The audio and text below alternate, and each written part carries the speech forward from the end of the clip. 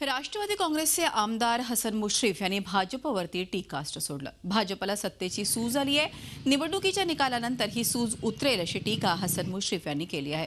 तर नागरिकांनी निर्भय वातावरणात मतदानाला यावं असं आवाहन भाजप नेते समरजित सिंग घाडगे यांनी नागरिकांना केलं आहे।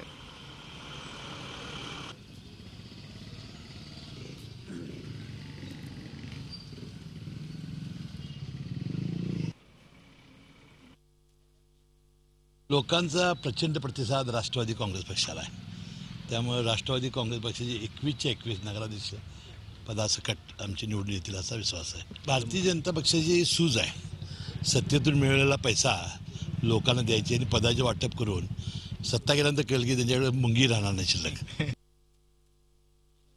आजचा हा आपला परीक्षेचा दिवस आहे। हे मागच्या 10 वर्षापासून जे आपण सर्वांनी सोसले, एक पोलीस यंत्रणाने जे एक चांगलं वातावरण निर्माण केले, एक सुरक्षता निर्माण केलेली आहे, तर आपण या डॉक्टर बाबासाहेब आंबेडकरांनी जो आपला संविधानाचा अधिकार दिलेला आहे तो आपण निभावा आणि मोठ्या संख्येत येऊन या परिवर्तनच्या लाटमध्ये आपण सहभागी व्हावे। झी 24 तास रहा एक पाऊल पुढे।